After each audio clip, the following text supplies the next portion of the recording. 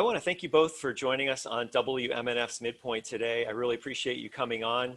And we're speaking with Jordon Coury, who was severely injured by a police-fired rubber bullet during a Black Lives Matter demonstration in Tampa last May. So Jordon, why don't we start with setting the scene for our listeners. Why were you at this demonstration last May? And then describe what it was like at first. Well, I just had a few friends that were interested in going to the area, and that's one of my favorite parks. I was born and raised in Tampa, Florida, and they just were interested in going and seeing, and I thought it'd be okay. Wasn't looking too crazy by the time we got out there, so I figured it's rather moving, so I'd like to start getting some footage, of course, behind the crowd within, safety. I was with my girlfriend and, two friends, and just within 15 minutes, that's what happened. And I never imagined something to escalate like that so quickly. Everything was so peaceful. It was more positive feeling vibes than anything, I would say, amongst the people. And it just, out of nowhere, the flip switched. And once that flip switch and that man turned on us, and I turned around and shielded two of the other people that were with me, pushed them in front of me as we were running, and then ended up being me. And that's really all I remember from then. The rest of the night's pretty kind of blurry. All I remember really was just throwing up and severe migraine most of the time for really the whole week after, a whole month after, if anything. I didn't start feeling decent until, a month or so. And of course, I'm still dealing with I have some memory issues. I can rarely sleep. I dream about it just about every single night. If I'm not dreaming about it, I'm dreaming about just being in bad situations, being chased, having wrong things done onto me. And it's difficult. It's really difficult. My doctors got me on all different kinds of medicines, trying to help me out, trying to make the day smoother for me, trying to help me get past things. And it's just not as easy as you think it would be. It's almost that things are harder now than they were like immediately after. It's crazy. And it's something you never expect to happen to you. Being a righteous man mostly my whole life, I've never done anything wrong. Maybe little white lies as a kid or anything at the most, but never done anything to deserve something like this. So this was, sorry to interrupt you, this was 10 months ago, and you're saying that you are still experiencing as much trauma, if you don't mind me using that word, as you did right after it happened. Yeah, definitely. It's hard to even think about it sometimes. I don't know. I'm going to go back to that day, if that's all right with you.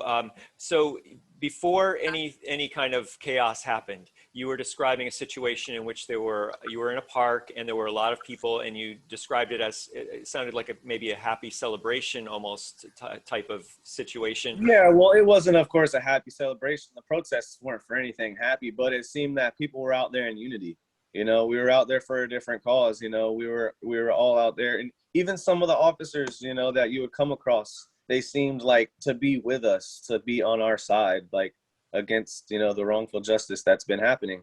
So, it felt good. And as I said, it was only about 15, 20 minutes. And that's, all I got to experience within that split amount of time. And it's, and that's what ended up happening. No reason for that to happen.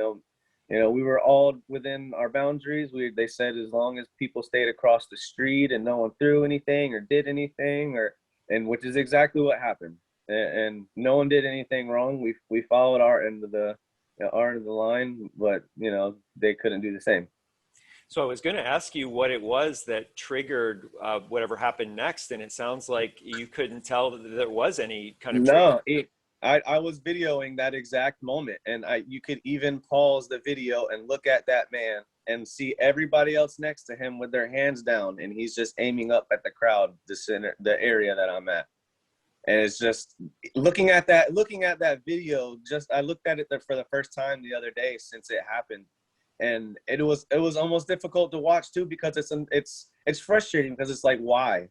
It makes no sense. Why? No one was doing anything. and on top of that, you're firing it wrong. You're going against the way the weapon is supposed to be used. It's not supposed to be fired directly at someone, at people. You're supposed to shoot it down, and it's supposed to hit the ground and bounce up and inflict way less lethal damage. it's it's hard. It's difficult to think about. Our guest is Jordon Coury. He was severely injured by a police-fired rubber bullet during a Black Lives Matter demonstration in Tampa last May. We also have his lawyer, who we'll talk to in a little bit. But Jordon, I want to ask you that. I want to have you clarify something. When you said that man, you're talking about a Tampa police officer who you saw on video raise a rifle, is that right? And aim it roughly in your direction? It was a shotgun-style riot control weapon. And they fired like rubber pellets about the size of a shotgun, and they have a metal rod on the inside, or not about the size of a shotgun, the size of a shotgun round. And they have a metal rod on the inside as well. So like they're sent with a lot of velocity and power, and at not even 30 feet, like that's not how you're supposed to. It's just, as I say, it's hard to think about. Do we know who this Tampa police officer is and whether he's been disciplined? And if you don't feel comfortable answering that, I could ask your attorney, Ben, No, I wish I knew. I wish any of us knew. And that's another thing that's kind of frustrating, because we have a crystal clear picture as you and I looking at each other now. And no one still can name this man. But I guess that's other people's jobs, let them figure that out. I don't know. Well, Jordon, when you were fired at and hit, tell me what was going through your mind and what it was like at that moment. Oh, at that moment, I had no idea what happened. I feel like I didn't exactly. I mean, I did lose consciousness because everything was black, and then I'd come up and see two people picking me up, and then there's blood on the floor on me, and I'm just like started freaking out at that point. And also my friends were nowhere to be found because they were also getting shot at. They're an African American and a Puerto Rican man. And it's sorry if I get kind of sidetracked. My memory is it likes to leave me sometimes when I'm talking for extended periods. According to your lawsuit, a bullet that was fired by that police officer hit the back of your skull and it caused brain injuries that kept you out of work. What happened with that? Yeah, I'm still to this day experiencing forgetfulness. Like I walk in one room to go get something and forget why I'm even going in there. The neurological issues, I have glasses now, prescribed glasses, because I have bad vision in my right eye and I have astigmatism in my left eye, which is an issue I had never had before as a child, as a young adult, and even all through my years through the military, I've never had any issues. And I went and got recently tested because, the severe migraines I have every day just about, and the focus, or the trouble having extended focus, that's all led up from this, being shot, and leaving extended issues in my head that are having issues being fixed. And it's just it's just one of those things. And go ahead. Oh, did you have to go to the hospital from your injury, and what were your symptoms at first, and did they linger? Definitely. It was immediate concussion. That was actually my third concussion. I had one as a child playing football. I think just about every kid has a head injury playing as a child. The second one was just Army related work, and that was like the most recent one, of course. And that being the third one, it's leaving a lot more toll than I had expected it to be. You kind of like, it's weird to say, I don't feel like myself sometimes. I feel like I'm out of body. Like I feel like I'm watching someone else, because things are so different.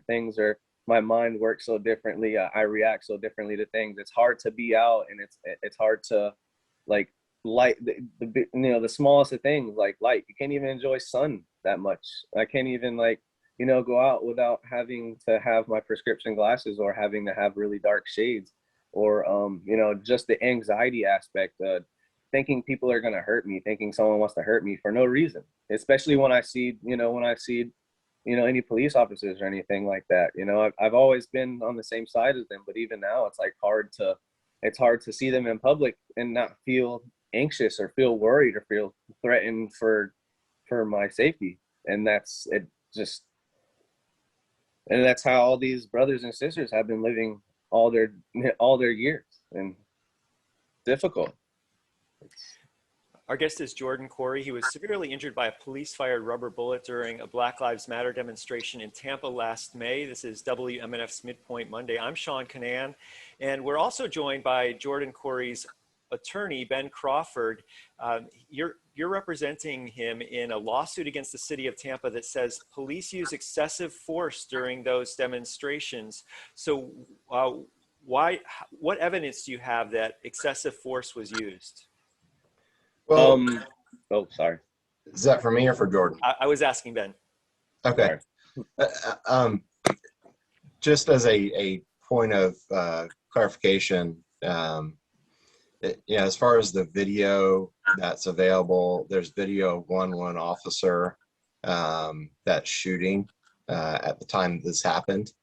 The clarification I wanted to make was that we did reach out to Tampa Police Department right after this happened. And because of that, we got a response basically that there was no internal investigation going on. We haven't received any information relating to who the officer was, anything like that. The investigation that we did pre-suit prior to the lawsuit being filed was pretty limited. We had what, Jordon was provided, and to your question that you had now, as far as the evidence we have of excessive force, we do have evidence, and we've got video from several different sources. Somebody that has been key in helping us compile some of this is Yvonne Gougelet. She's been a big help and has compiled a lot of information regarding the protests that went on after George Floyd was murdered. And the information that we've gotten shows that during peaceful protest, where there's no violence going on, where there's no fighting, there's no rushing of the police, there's no reason to fire into the crowd. And in Jordon's situation, that was true as well. We have video that was filmed by Jordon when this happened that shows he's standing there.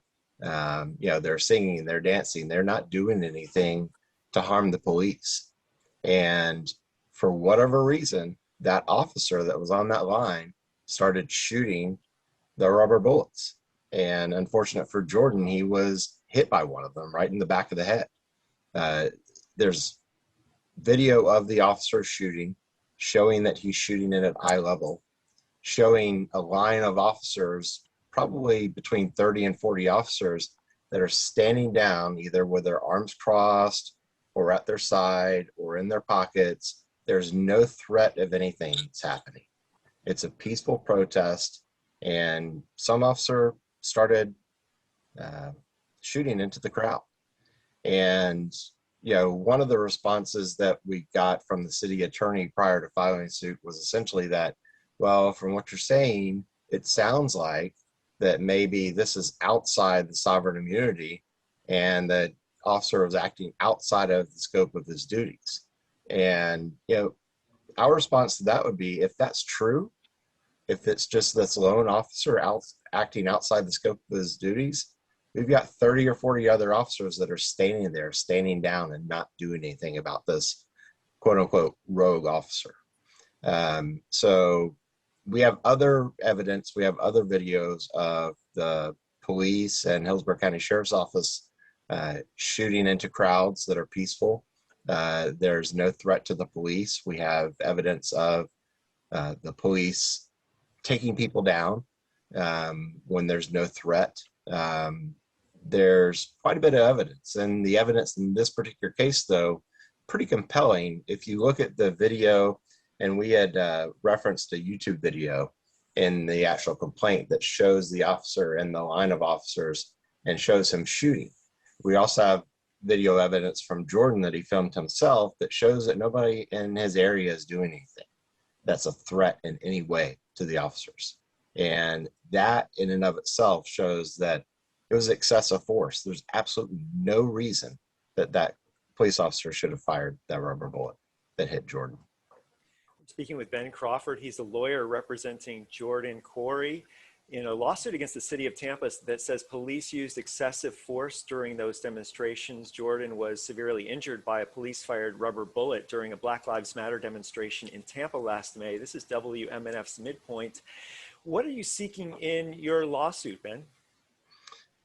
Well, there's a couple things. I mean, number one, I mean, we're seeking damages. I mean, the harm that's been done to Jordon can never be undone.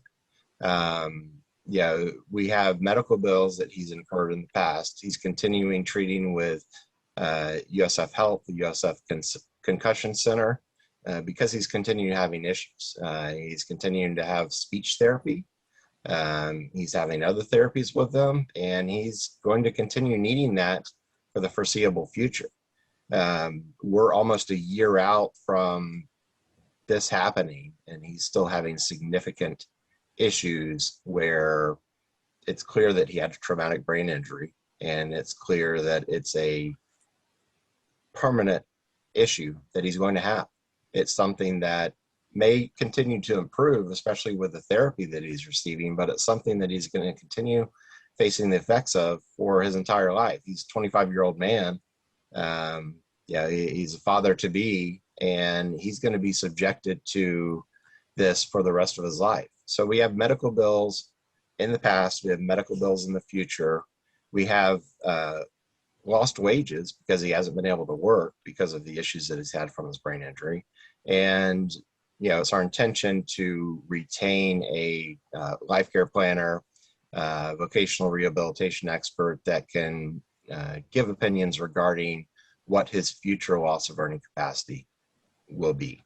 I think with enough therapy and maybe retraining, there's something that Jordon could do in the future. We're not saying that he's totally incapable of doing anything, and you've been speaking to him and he's able to speak. He does have difficulty. You can see, I know if this is on radio it won't show, but he's in a dimly lit room because he has difficulty with bright lights. That's something he never had a problem with before. So we've got to look at those issues, and we'll present to a jury whatever we can prove. The biggest component of this case, in my opinion, is the pain and suffering that Jordon's experienced, and it's been significant. I mean, he told you that he's continuing to have almost nightly dreams of being chased by the police. The difficulty in doing the things that he used to do. The things that he's going to miss out on as a father that otherwise he could do. He's currently enlisted as an Army reservist. He's up for re-enlistment soon. They've indicated to him that he's probably not going to be able to do that because of his condition. The losses are significant. We want full and fair compensation for our client, and those are the components of damages that we'll try to prove at trial. The biggest issue that we faced in this case is there's a sovereign immunity limit, which is $200,000. So, if the police department, city of Tampa, didn't seem real, motivated to get the claim settled, because outside of the legislature, doing a claims bill and saying, we're going to voluntarily pay more than we're, required to pay under sovereign immunity, then they're capped at $200,000. And that's not going to compensate him for all the medical bills in the past, all the medical bills in the future, his losses as far as, economic damages from the standpoint of lost wages, loss of earning capacity, and then his pain and suffering. There's $200,000 under the sovereign immunity that will compensate for that outside of the legislature doing something to reach out and help, a veteran that's been injured wrongfully. We're speaking with Ben Crawford, a lawyer representing Jordon Coury in a lawsuit against the city of Tampa that says police used excessive force during demonstrations last May, protesting the death of George Floyd. This is WMNF's Midpoint, and Jordon was severely injured by a police-fired rubber bullet during those demonstrations. So you talked earlier, Ben, about how you reached out to the city of Tampa, and they said that they were not taking any actions against this one police officer. Is that something maybe I should ask? What would you hope that the city would do when it came to an officer that they admitted, it seems, was acting outside of the boundaries of what they would have liked him to be acting? Well, I don't know that that's the case. And that's the biggest problem that we have right now is there's been no indication that anybody acted outside the scope of their duties. And outside of the city attorney responding to statements made by myself and my partner. So I don't know that the city has admitted to doing anything wrong. And to the extent that they certainly have not communicated that to us. They've indicated there's been no investigation, there's been no reprimand, there's been nothing. And, if we're looking at this case as far as, yes, Jordon needs to be compensated for his injuries, but there's a whole bigger picture here. I mean, the fact that he was fired upon in a peaceful crowd at eye level by a rubber bullet, which is quote unquote non-lethal, but it was nearly lethal to him. He's very fortunate to be alive. So that's a problem in and of itself. And outside of the damages in the case, we'd like to show that there's some issues as far as training and how to handle crowds, how to handle peaceful protests by the Tampa Police Department.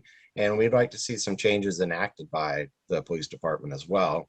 There needs to be more training. There needs to be no use of the rubber bullets because they call them non-lethal. But they're lethal. They can be. People have been killed from them. Jordon was nearly killed from them. Even if they're firing them at lower range, which they're apparently intended to do, they have severe injuries. There was a member of the press during all these protests that was hit in the leg from 100 to 150 feet out, and he had a severe leg injury and was taken to Tampa General Hospital. They had to remove the rubber bullet from his leg. There's some significant issues with the use of these rubber bullets. There's been indiscriminate use of pepper spray. We've had a couple of people come forward since the lawsuit's been filed that are starting to talk a little bit. Like I said before, Yvonne has been instrumental in getting some of these people organized, getting some of these people in contact with us, and ultimately, making a stronger case and showing that there are some issues with training that need to be handled by the Tampa Police Department. And there are issues that need to be handled as far as discipline when these actions happen. And we were talking the other day, my partner and I, Brian, about how ironic it is that the day before this happened to Jordon, that the mayor and the chief of police were marching with protesters in solidarity. And then the next day, this is what happens. So if they are with the protesters, if the mayor and the chief of police are with the protesters, they hear them, they understand them, then they need to take action. There can only be change at the police level if there's going to be people in the police, people in the mayor's office that are going to hold officers accountable when they do something wrong or recognize that there's an issue with training that needs to be addressed. So far, we haven't seen that yet. This is WMNF's Midpoint. I'm Seán Kinane. We're speaking with Ben Crawford, a lawyer representing Jordon Coury, in a lawsuit against the city of Tampa that says police used excessive force during demonstrations last May, Black Lives Matter demonstrations, and Jordon was severely injured by a police-fired rubber bullet during those demonstrations. And I want to turn back to you now, Jordon, and ask you if you're following the trial of Derek Chauvin, the officer who is accused of killing George Floyd, and what your thoughts are about that trial and the demonstrations that you were involved in last May. Honestly, I've kept up with it only a little bit. I try to limit myself on watching news and watching anything kind of related because worsens my days, and it kind of makes the nightmares come even more. But I would definitely like to be filled in on that, because I heard just the other day with the last interview that was going on, and I'm like, oh wow, that I'm so out of tune with all the news that's going on. That's one thing I should really be paying attention to. And if I could ask you, Ben, you're the lawyer representing Jordon, what your thoughts are on that trial and how that might impact what happens with your case. Um, I think at the end of the day, I don't know that it necessarily impacts the case. Well, I guess it could from the standpoint of, are the police going to be held accountable for their actions? And if there's a conviction in that case, then perhaps that may prompt Tampa Police Department to do something within their own ranks. As far as Jordon's case in general, the damages, I don't think that it really will. I mean, I understand the thought that there's a lot of people out there that are very, very much pro-police.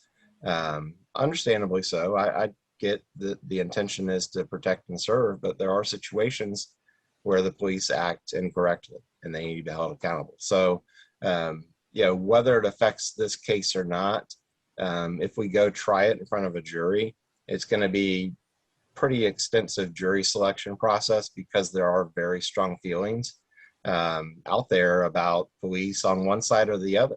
I mean, you have a lot of Blue Lives Matter folks out there that are on one side of the spectrum. And we've seen that in the media post regarding this story since it happened on Facebook and other social media outlets, that some people feel really strongly one way, that just shouldn't be out there protesting.